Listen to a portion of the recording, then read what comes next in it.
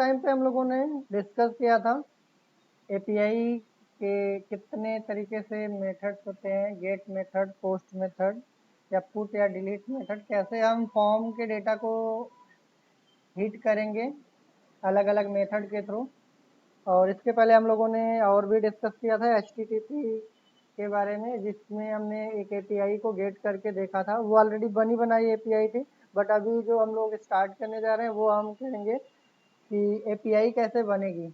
वो अगर हम एपीआई बनाएंगे तो हो सकता है वो एपीआई किसी जावास्क्रिप्ट के थ्रू यूज किया जाए, या फिर एंगुलर जेएस के थ्रू यूज किया जाए, या रिएक्ट के थ्रू यूज करें, या फिर किसी भी यूआई एप्लीकेशंस के थ्रू हम उस एपीआई को एक्सेस कर सकते हैं। बट उसकी टेस्टिंग के लिए हम अभी कोई यूआई के लिए या फ्रंट एंड कोई एप्लीकेशन हम अभी नहीं लेंगे। उसकी टेस्टिंग के लिए हम लोग यूज करेंगे पोस्टमैन को। तो पोस्टमैन के थ्रू ही हम सारी एपीआई की टेस्टिंग करेंगे। वो गेट होगा, गेट को भी टेस्टिंग करेंगे, पोस्ट भी टेस्टिंग करेंगे। लास्ट टाइम हम लोगों ने फॉर्म के थ्रू किया था, बट अभी जो हम टेस्टिंग करेंगे वो गेट, पोस्ट या जो भी पुट डिलीट मेथड होगा वो सारा का सारा हम लोग पोस्टमैन के थ्रू ब्राउजर से करेंगे टेस्टिंग।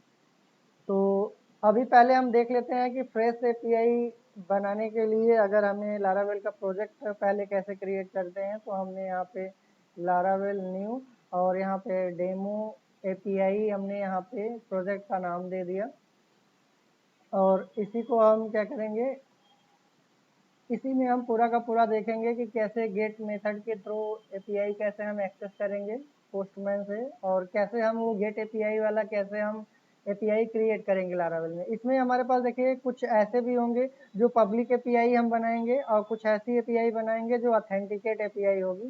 तो ऑथेंटिकेट एपीआई का मतलब ये है कि बिना परमिशन के आप उस एपीआई को एक्सेस नहीं कर पाएंगे। कुछ ऐसी भी होंगी जो पब्लिक एपीआई होंगी जिसको आप डायरेक्ट एक्सेस कर सकते हो बिना किसी भी रिस्ट्रिक्शंस के।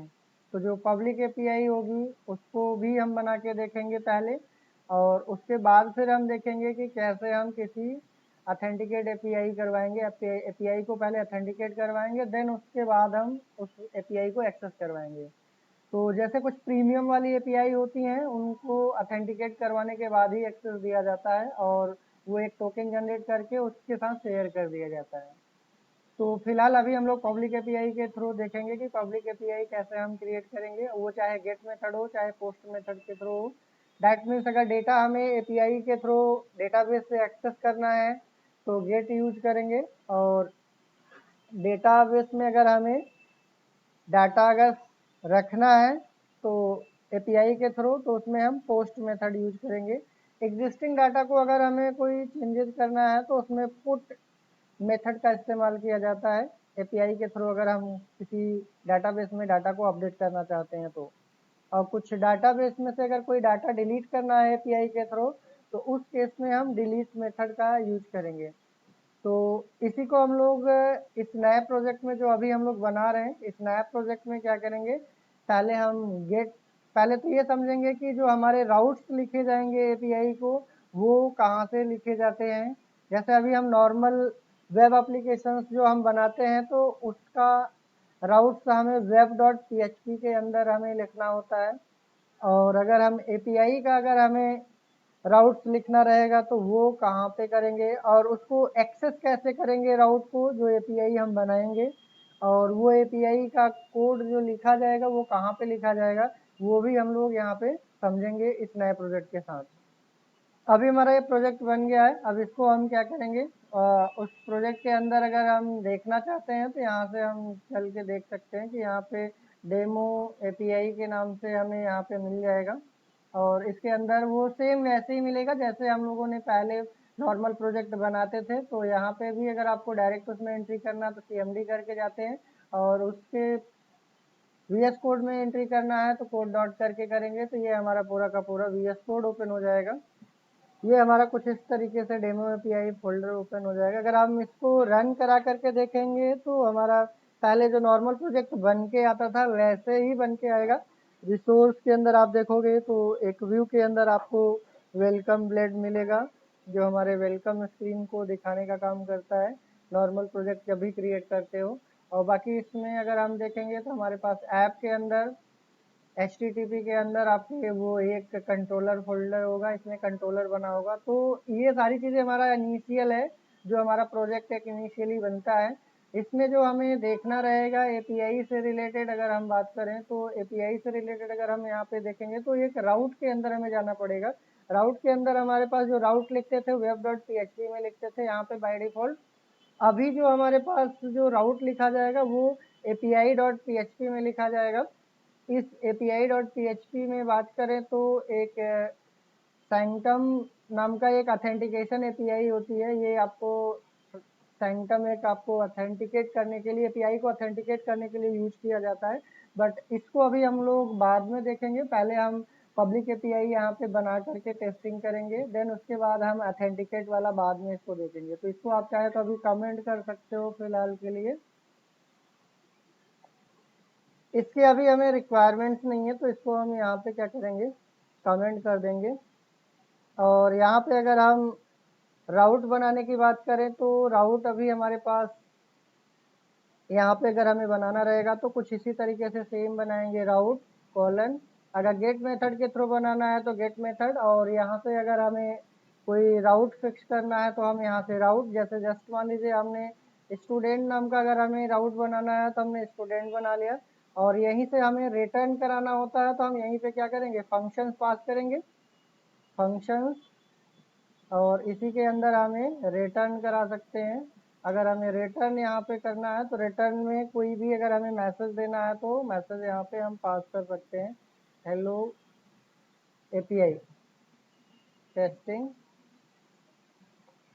यहाँ पे हमने सिंपल सा एक राउट बनाया है, जो गेट मेथड के थ्रू हमने क्या किया है, राउट को स्टूडेंट एक्सेस कर रहे हैं, और इसमें हमें एक फंक्शन कॉल बैक फंक्शन यहाँ पे दे रखा है। अभी कंट्रोलर के थ्रू नहीं कर रहे हैं, डायरेक्ट यहाँ से कर रहे हैं, तो ये हमारा रिटर्न करना चाहिए जब भी हमें स्टूडेंट को एक्सेस करेंगे। तो इसमें हमने एक राउट बनाया है api.php में, और ये राउट का नाम है स्टूडेंट, और इसमें हम रिटर्न करा रहे हैं हेलो एपीआई टेस्टिंग का मैसेज। जबकि इसके पहले जो लोग हम लोग वेब एप्लीकेशंस पे काम करते थे तो वो राउट हम web.php में बनाते थे। ये भी पहले से web.php भी पहले से बनी बनाई फाइल होती है जब कोई नया प्रोजेक्ट आप क्रिएट करोगे, और api.php भी पहले से बनी बनाई फाइल होती है जिसमें हमें एपीआई से रिलेटेड हम राउट को डिफाइन करेंगे। अब यहाँ पे इसको अगर हमें टेस्ट करना है कि ये हमारा राउट काम कर रहा है कि नहीं कर रहा है, तो उसके लिए हमने PHP आर्टिसन सर्व करके इसको हमने रन कराया है।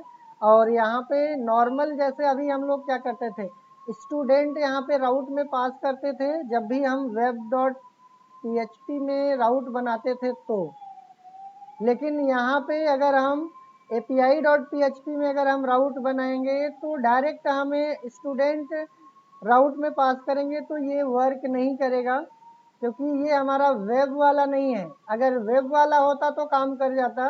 एपीआई के लिए हमें यहाँ पे एक प्रीफिक्स लगाना पड़ेगा, API स्टूडेंट करेंगे, फिर ये हमें रिटर्न देगा हेलो एपीआई टेस्टिंग का। दैट मीन्स अगर जब भी हम कोई एपीआई का राउट बनाएंगे तो उस राउट में हमेशा हमें एक प्रीफिक्स लगा के चलना पड़ेगा। वो प्रीफिक्स क्या रहेगा, एपीआई। जैसे हम नॉर्मल राउट बनाते थे जो वेब एप्लीकेशंस के लिए बनाते थे, तो उसमें क्या होता था, सिंपल हमें बिना प्रीफिक्स लगाए ही डायरेक्ट राउट का नाम डालते थे और वो चल जाता था। लेकिन अभी जो हम लोग यहाँ पे बात करेंगे एपीआई से रिलेटेड, कोई एपीआई अगर हमें फेच करना है या फिर हमें एपीआई का राउट अगर हमें डिफाइन करना है, तो उस एपीआई के राउट में ये एपीआई प्रीफिक्स रहेगा। और ये API prefix by default Laravel के थ्रू दिया जाता है। अगर हम इस चीज़ को चाहते हैं कि मॉडिफाई करें या फिर इसमें कुछ चेंजेस करें, तो उस चीज़ के लिए हमें थोड़ा सा एक चीज़ और समझना पड़ेगा कि हमारे पास ऐप फोल्डर के अंदर एक प्रोवाइडर्स नाम का फोल्डर होता है, और यहाँ पे अगर आप देखोगे तो इसमें एक और फाइल हमें मिलती है, राउट सर्विस प्रोवाइडर.php। इसको थोड़ा सा अगर हम एनालिसिस करेंगे यहाँ पे राउट सर्विस .php को, तो यहाँ पे आपको देखने को मिलेगा कि यहाँ पे आपको जो राउट डिफाइन किया गया है वो राउट वाले फोल्डर में जो api.php है उसके लिए प्रीफिक्स यहाँ पे लगाया गया है API. That one is work as a middleware जो ऑथेंटिकेट कराने का काम करता है। और इसी में जो वेब के अंदर हमारे पास जो दिया गया है यहाँ पे वेब डॉट PHP, इसका राउट हमारे पास वेब दिया गया है, तो इसको हमें समझने की ज़रूरत नहीं है अभी। अभी फ़िलहाल हमें इसको समझने की ज़रूरत थी कि जो ये प्रीफिक्स लगता है वो कहाँ से लगता है। अगर जैसे यहाँ से हमने प्रीफिक्स अगर हटा दिया तो इस प्रीफिक्स की जगह पे अगर मान लीजिए हमने यहाँ पे टेकहब अगर हमने कर दिया तो इस टेकहब के साथ अगर हमने लगा दिया तो अब एपीआई का जो हमारा प्रीफिक्स होगा वो यहाँ पे जो अभी हम लोग एपीआई लगाते थे, एपीआई स्टूडेंट करते थे, अब ये काम नहीं करेगा। अब ये नॉट फाउंड बताएगा। जैसे ही अगर हमने यहाँ पे टेकहब कर दिया अब ये टेकहब प्रीफिक्स काम करेगा। तो हम यहाँ से प्रीफिक्स को चेंज कर सकते हैं और अगर नहीं लगाना है तो हम हटा सकते हैं। फिलहाल के लिए अभी हमारे पास यहाँ पे एपीआई ही रहने देंगे, लेकिन ये कभी कभी माइंड में आता है कि ये कहाँ से प्रीफिक्स आ रहा है, कैसे आ रहा है, तो वो अगर आपको जानना है तो आपको यहाँ से राउट सर्विस प्रोवाइडर में जा करके आप चेक कर सकते हो कि कौन सी प्रीफिक्स हमारे पास एपीआई में लगाई गई है। बाकी यहाँ पे हम लोग देखेंगे कि एक कंट्रोलर बनाएंगे और एक आपके पास मॉडल बनेगा जो हमारे डेटाबेस में डाटा को इंसर्ट कराने का काम करेगा। या फिर यहाँ पे हमारे पास कैसे डेटाबेस से हम लोगों ने डेटा फेच किया था ये हमने ऑलरेडी करके देखा है, और मॉडल कैसे बनाते हैं वो भी करके देखा है। फिर भी हम लोग एक बार शुरू से देखेंगे, स्टार्टिंग से, कैसे हम यहाँ पे एक मॉडल क्रिएट करेंगे और कंट्रोलर बनाएंगे और उस कंट्रोलर में कैसे हम एपीआई हिट कराएंगे। दैट मीन्स एपीआई कैसे हम गेट एपीआई डिफाइन करेंगे, कैसे हम पोस्ट एपीआई डिफाइन करेंगे, कैसे पुट एपीआई डिफाइन करेंगे। ये सारे टाइप्स के एपीआई को हम डिफाइन करेंगे, अपना एक कंट्रोलर बनाएंगे और उसके साथ में एक मॉडल भी बनाएंगे और माइग्रेट भी करेंगे जिससे कि डेटाबेस में वो डेटा को फेच करने के लिए भी रहेगा और स्टोर करने के लिए भी। तो एक नया टर्मिनल बना लेते हैं जहाँ से हम एक मॉडल क्रिएट करेंगे। यहाँ से PHP artisan make model. Model में यहाँ पे अगर हमें मॉडल का नेम जैसे स्टूडेंट देना है तो हम स्टूडेंट दे देंगे, और इस स्टूडेंट मॉडल में अगर हमें केवल मॉडल देना है तो हम मॉडल हाइफन पास करेंगे। अगर इसी के साथ में अगर इसका हमें फेक डेटा अगर हमें प्रोवाइड करना है तो हम फीडर भी बनाएंगे, और इसी के साथ में हमें कंट्रोलर भी बनाना है तो हम यहाँ पे सी भी पास करेंगे कंट्रोलर। तो PHP artisan make model, model के बाद हमने मॉडल का नेम दे दिया है और यहाँ पे M फ्लैग पास किया है मॉडल के लिए, S फ्लैग पास किया है फीडर के लिए और C पास किया है कंट्रोलर के लिए। अगर हम इसको हिट करेंगे तो हमारा मॉडल भी क्रिएट हो जाएगा, फीडर भी क्रिएट हो जाएगा और कंट्रोलर भी क्रिएट हो जाएगा। तो एक बार इसको हम हिट करके यहाँ से देखते हैं हमारा मॉडल क्रिएट हो गया है। अब ये जो मॉडल हमारा क्रिएट हुआ है अगर हम देखें, अभी ये देखिए एपीआई गेट एपीआई बनाने के लिए अभी हम ये प्रिपरेशन कर रहे हैं।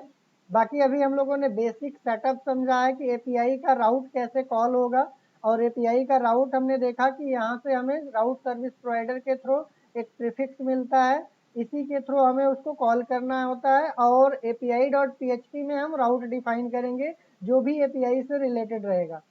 बट अभी जो हम यहाँ पे मॉडल कंट्रोलर या सीडर बना रहे हैं ये इसलिए बना रहे हैं जिससे कि हम डेटाबेस में डाटा कुछ रख सके और उसको गेट मेथड के थ्रू एक्सेस कर सके। तो वो कैसे करेंगे उसको पहले थोड़ा सा डेटाबेस का सेटअप वगैरह आज हम रेडी कर लेंगे, देन उसके बाद हम लोग उसमें देखेंगे नेक्स्ट सेशन में कि कैसे हम चीज़ों को वहाँ से गेट मेथड के थ्रू फेच करेंगे या पुट मेथड के थ्रू वहाँ पे अपडेट करेंगे, या पोस्ट मेथड के थ्रू कैसे हम नया एंट्री उसमें पास आउट करेंगे एपीआई के थ्रू।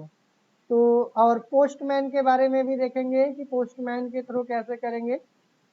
तो अभी हमने जो यहाँ पे मॉडल क्रिएट किया है फीडर और कंट्रोलर, वो अगर हम देखें तो हमारे पास कहाँ पे ये फाइल बन के गई होगी, एक तो हमारे पास मॉडल में मिल जाएगा ये स्टूडेंट नाम से, और दूसरा हमने कंट्रोलर बनाया था तो हमारे पास HTTP में एक फाइल बन चुकी होगी कंट्रोलर के नाम से। यहाँ पे एक स्टूडेंट कंट्रोलर यहाँ पे आना चाहिए था, आई थिंक दैट यहाँ पे आया नहीं है। सीडर हमारा आया है कि नहीं आया, एक बार सीडर चेक कर लेते हैं, या तो फिर इसको अपडेट करना पड़ेगा, रिफ्रेश करना पड़ेगा। इसमें देखिए हमारा HTTP के अंदर कंट्रोलर के अंदर यहाँ पे स्टूडेंट कंट्रोलर आना चाहिए था, बट यहाँ पे शो नहीं कर रहा है। बट अगर हम प्रोजेक्ट देखें तो डेमो API है, और इसको अगर हम यहाँ पे आईडी की वजह से प्रॉब्लम क्रिएट कर रहा है। अगर हम यहाँ पे देखें डेमो API के अंदर ऐप HTTP कंट्रोलर, तो यहाँ पे हमारे पास स्टूडेंट कंट्रोलर ऑलरेडी बन के आ रहा है। तो यहाँ पे ये कंट्रोलर हमारा बन गया है। तो ये आईडी की वजह से थोड़ा सा कुछ स्लो डाउन चल रहा है, अपडेट नहीं हो पा रहा है। तो वो हमारा राउट भी यहाँ पे इसमें कंट्रोलर भी हमारा बन चुका है और मॉडल भी बन चुका है। तो हमारा ये थर्ड वाला था सीडर के लिए। तो सीडर भी अगर हम देखेंगे तो डाटाबेस में हमारा ये सीडर के अंदर हमारा ये स्टूडेंट सीडर भी बन चुका है। तो हमने यहाँ से तीनों एक साथ क्रिएट किया था, एक तो हमने मॉडल किया था, एक हमारा सीडर क्रिएट किया था, एक कंट्रोलर किया था। तीनों हमने यहाँ पे क्रिएट कर लिया है। जो हमारे पास सीडर था वो डाटाबेस के अंदर यहाँ पे मिल रहा है, और जो हमारे पास मॉडल था वो मॉडल के अंदर है, और कंट्रोलर हमारा कंट्रोलर के अंदर आया है। बट यहाँ पे थोड़ा आईडी की वजह से दिक्कत कर रहा था, बट अगर आप इसके फोल्डर स्ट्रक्चर में जाके चेक करेंगे तो वहाँ पे मिल जाएगा।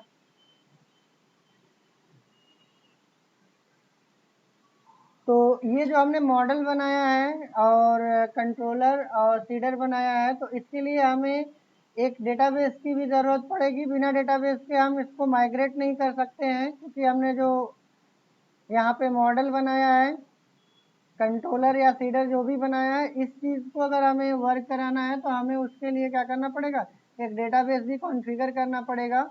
और बिना डेटाबेस के हम वहाँ पे उसको माइग्रेट नहीं करा पाएंगे। तो हमारे पास यहाँ पे डेमो API के नाम से डेटाबेस यहाँ पे दे रखा है, तो मैं इसी के नाम से मैं यहाँ पे बना लेता हूँ। बाकी ये SQL में जो कॉन्फ़िगरेशन है उसको वैसे ही रहने देते हैं। तो यहाँ पे चलते हैं एक PHP माई एडमिन का लोकल होस्ट PHP माई एडमिन पे चलते हैं, वहाँ से एक डेटाबेस क्रिएट कर लेते हैं जो हमारे API के लिए हम टेस्टिंग में यूज करेंगे इस डेटाबेस का।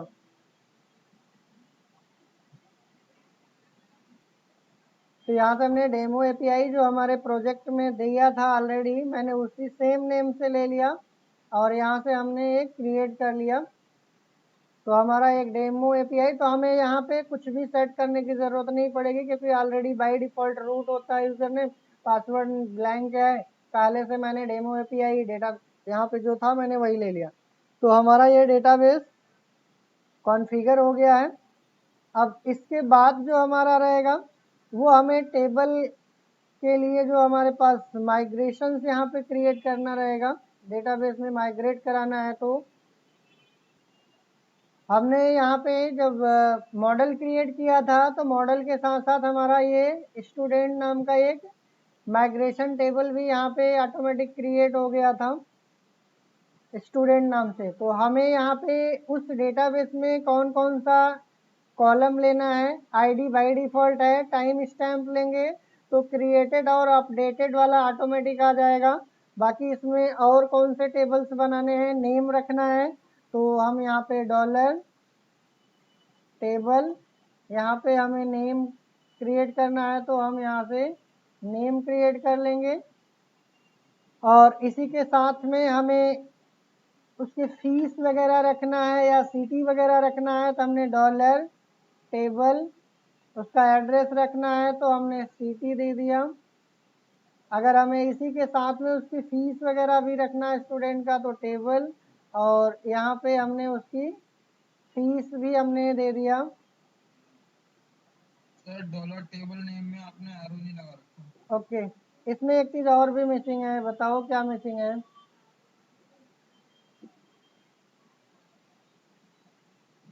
ये सही तरीका है?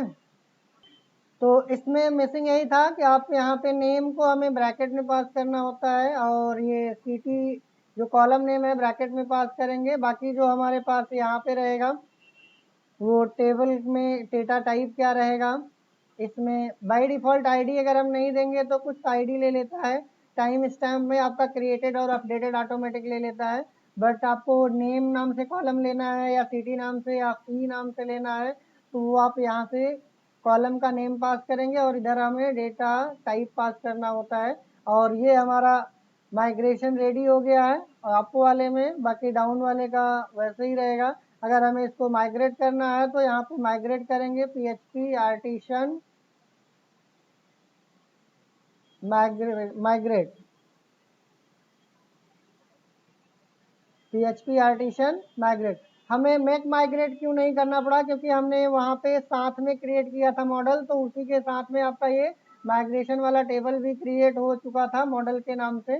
तो यहाँ पे हमें सिर्फ और सिर्फ इसको माइग्रेट कराना है, जिससे कि डेटाबेस में अगर हम देखेंगे तो हमारे पास इस डेटाबेस में अभी कोई टेबल नहीं है, यहाँ पे ब्लैंक है, सारे डेटाबेस में कोई टेबल नहीं है। इसको माइग्रेट करेंगे तो जो माइग्रेट में यहाँ पे क्रिएट यूजर टेबल है, पासवर्ड है, फील्ड है, ये सारे टेबल्स आपको वहाँ पे ऑटोमेटिक माइग्रेट हो जाएंगे। एक हमारा स्टूडेंट वाला टेबल अलग से बन जाएगा जो अभी हमने मॉडल बनाया था। तो यहाँ से हमने PHP आर्टिशन माइग्रेट हम करेंगे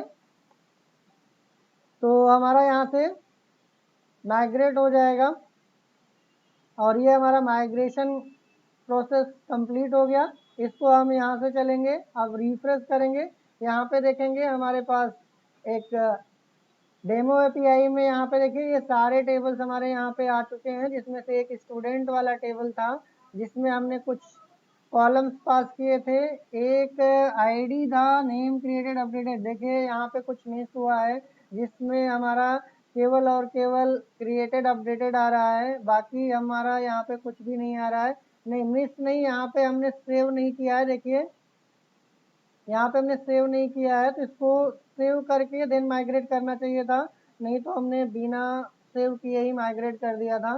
तो केवल आईडी और क्रिएटेड अपडेटेड आ रहा था यहाँ से। अभी फिर से इसको रिफ्रेश करते हैं तो यहाँ पे अभी भी नहीं आया, इसका मतलब कुछ मिसिंग है। एक बार चेक कर लीजिए उसमें से। इसमें प्रॉब्लम यही था कि यहाँ पे हमने एक बार बिना सेव किए हमने माइग्रेट कर दिया था तो माइग्रेशन हो चुका था, तो इसलिए वो दोबारा कॉलम नेम अपडेट करने के बाद ले नहीं रहा था। तो अगर कुछ ऐसा है तो हमें आई थिंक दैट इसको हमें रोल बैक करना पड़ेगा, जो भी हमारा रहेगा। जैसे कुछ कॉलम्स अगर हमें नया ऐड अपडेट डिलीट वगैरह सब कुछ किया है तो हम यहाँ से रोल बैक कर लेंगे तो ये हमारा रोल बैक हो जाएगा। अगर फिर से हमें कॉलम से यहाँ से कुछ अपडेट करना है जस्ट लाइक दैट, यहाँ से हमें ये ईमेल हटाना है तो हम यहाँ से सेव करेंगे देन अगेन माइग्रेट करेंगे तो फिर वहाँ पे हमारा अपडेट हो जाएगा। और यही छोटी सी मिसिंग हो रहा था कि हम लोग यहाँ पे रोल बैक करके अगर माइग्रेट करते तो इसका आउटपुट हमें यहाँ पे मिल जाता, बट यहाँ से हमने रिफ्रेश दोबारा करते। देखिए अभी हमारा जो है ये ईमेल वाला हट चुका है, आईडी है, नेम है, सिटी है, फीस है, क्रिएटेड अपडेटेड। तो ये तो हमारा हो गया कि कैसे हमने डेटाबेस को, ये सारी चीज़ें हमने कर रखी थी पहले, बट छोटी सी यहाँ पे मिसिंग हुई थी। बाकी एवरीथिंग इज द ओके। अभी नीड है हमें इसमें डाटा, या तो हम यहाँ से मैन्युअली पास करें इस टेबल में, इंसर्ट कराएं यहाँ से जा करके इस टेबल में, या तो फिर हमारे पास इंसर्ट कराएंगे तो कितना डाटा इंसर्ट कराएंगे, बहुत टाइम टेकन होगा। तो उस चीज़ के लिए हम क्या करेंगे, इसमें सीडर और फेकर का इस्तेमाल करेंगे, जिससे हमारा डमी डेटा इसमें आ जाएगा तो हमें आसानी होगी उस एपीआई को टेस्टिंग करने में। अभी हमें फेक डाटा लेना है तो हमें क्या करना पड़ेगा, फेकर का हमें यहाँ पे एक ऑब्जेक्ट बनाना पड़ेगा। तो यहाँ से पहले तो हमें नेम स्पेस यूज करना पड़ेगा, यूज, और फेकर है तो फेकर FAKER फेकर स्लैश फैक्ट्री,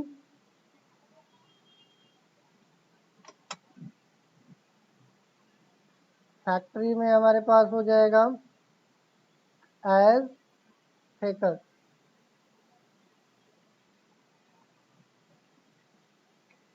ये हमारा फेकर का हमारा ऑब्जेक्ट यहाँ पे एज करेंगे और उसके बाद जो आपने यहाँ पे फेकर का लिया है इसी से हम क्रिएट करेंगे। तो यहाँ पे डॉलर फेकर लगाएंगे, dollar faker equal to factory, sorry dollar faker equal to faker जो हमने यहाँ पे एज के थ्रो किया है, और उसी के बाद हम यहाँ पे क्रिएट करेंगे, colon colon create function use करेंगे।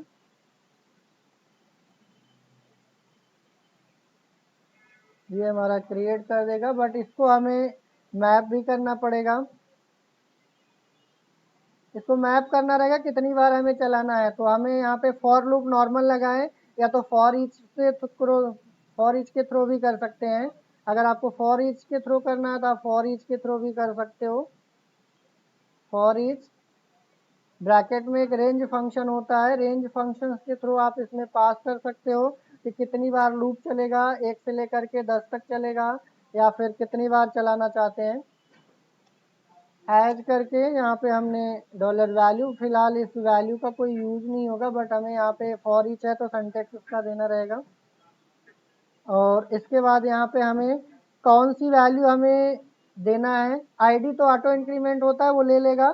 इसमें नेम हमें देना था तो नेम इसमें पास करेंगे, और इस नेम में हमें वैल्यू कहाँ से मिलेगा, ये जो हमने फेकर वाला ऑब्जेक्ट बनाया था वो हमारा फेकर ऑब्जेक्ट यहाँ पे आ जाएगा, डॉलर फेकर। और इस फेकर में से हमें कोई नेम हमें यहाँ से फेच करके देना है। हमने यहाँ से नेम फंक्शन को कॉल कर लेना है। और सिमिलर यहाँ पे इसमें एक्चुअली में ये हमारा क्रिएट जो करेंगे ना, इसमें हमें क्रिएट भी करना पड़ेगा क्योंकि यहाँ पे डेटाबेस क्रिएट करना रहेगा। सॉरी, इसमें डीबी एक हमारे पास प्री डिफाइन होता है, आप इसको भी यूज कर सकते हो, टेबल। और इस टेबल के अंदर कौन से टेबल में हमें डाटा इंसर्ट करना है वो हम पास करेंगे। तो हमने टेबल जो बनाया था यहाँ से, वो स्टूडेंट वाला टेबल था, इसको मैं यहाँ से कॉपी कर लेता हूँ और यहीं पे इस टेबल को पास कर देता हूँ। और इस टेबल में हमें इंसर्ट कराना है, इंसर्ट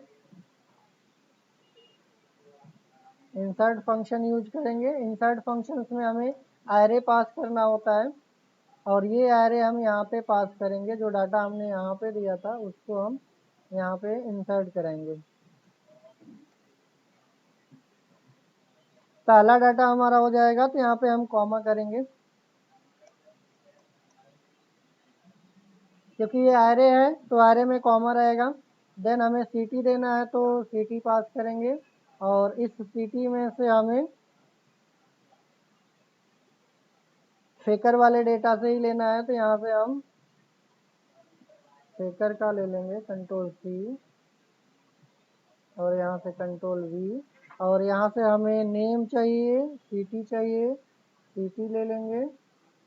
और इसमें हमें फ्लोट वैल्यू चाहिए होगी, तो फ्लोट वैल्यू के लिए हमें फीस देना पड़ेगा। कॉलम का नेम हमने यहाँ पे फीस दिया था या फी दिया था, फीस दिया था, डबल ई एस है।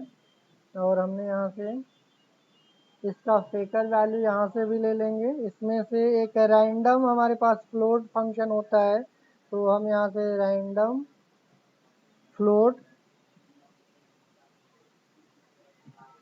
रैंडम फ्लोट एक फंक्शन है जिसमें डेसिमल के 2 प्लेसेस तक हमें वैल्यू देना है, तो डेसिमल के 2 प्लेसेस तक हम यहाँ पे पास कर देंगे। ये हमारा हो जाएगा फेकर। अब इसको हमें यहाँ पे मैप भी करना पड़ेगा। इसमें एक चीज़ हमने डेटाबेस यूज किया है, तो डेटाबेस को भी हमें यहाँ पे यूज नेम स्पेस यूज करना पड़ेगा, क्योंकि ये डीबी हमारा प्री डिफाइन होता है, तो इसको भी हमें यूज करना पड़ेगा। यूज इल्यूमिनेट सपोर्ट करना रहेगा, illuminate, control C, support. Support में हमने फसाड देना होगा, इसको हमने एचटीटीपी में भी यूज किया था फसाड को।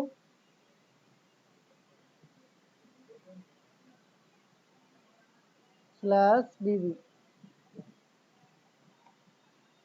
क्योंकि यहाँ पे हमने db इस्तेमाल किया है तो ये db हमें यूज करना रहेगा। जैसे हमने यहाँ पे फेकर यूज किया था तो फेकर को हमने यूज किया था नेम स्पेस, वैसे फसाड के साथ यहाँ पे हमें http भी लास्ट टाइम पे हमने यूज किया था, देखा था।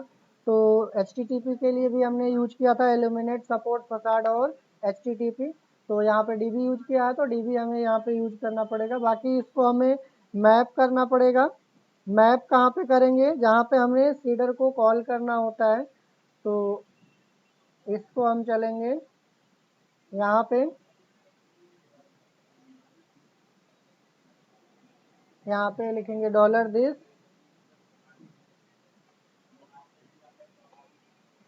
$this, इसको कॉल करेंगे। कॉल करेंगे, इसमें मल्टीपल अगर हमारे पास होंगे तो एरे बनाएंगे, सिंगल के लिए नॉर्मल भी कर सकते हैं। तो यहाँ पे भी हमारे पास एक है, तो यहाँ पे हमने दे दिया $स्टूडेंट सीडर। स्टूडेंट सीडर हमारा यहाँ पे ये था, इसको हम यहाँ से क्लास का नेम यहाँ से ले लेते हैं, स्टूडेंट सीडर, कंट्रोल-C, कंट्रोल-V, स्टूडेंट सीडर : class.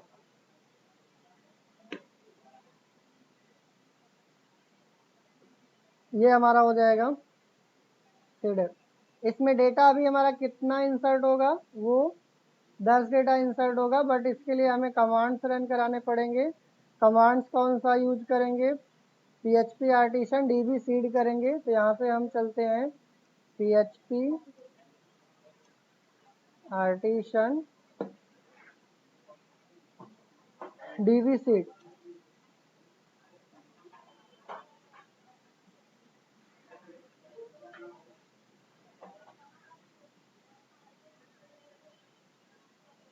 php artisan db seed, ये हमारी वैल्यू इंसर्ट हो गई थी। इसमें अभी हमें नेक्स्ट सेशन में इसको हम लोग कंटिन्यू करेंगे कि कैसे हम एपीआई गेट को कैसे हम मेंशन करेंगे और पोस्ट को कैसे मेंशन करेंगे कंट्रोलर के अंदर। तो इतनी चीज़ें हमें केवल और केवल अभी जो हम लोग कर रहे थे, ये सारा का सारा कुछ अभी एपीआई से रिलेटेड नहीं था। सिर्फ हम लोगों ने आज के सेशन में ये देखा कि एपीआई के राउट कहाँ से लिखेंगे और एपीआई के राउट को हम कैसे एक्सेस करेंगे। और बाकी इसमें ये चीज़ें केवल पुरानी चीज़ों को रिकॉल किया है कि कैसे हम लोग माइग्रेशन करते हैं, कैसे हमने फीडर के थ्रू कैसे फेक डेटा कैसे इंसर्ट कराते हैं और कंट्रोलर कैसे बनाया था। ये सारी चीज़ें अभी हमने सिर्फ और सिर्फ रिकॉल किया है। एपीआई को हम लोगों देखेंगे नेक्स्ट सेशन में कैसे हम ये सारा का डेटा हम एपीआई के थ्रू फेच करेंगे। तो आपके लिए बस इतना ही।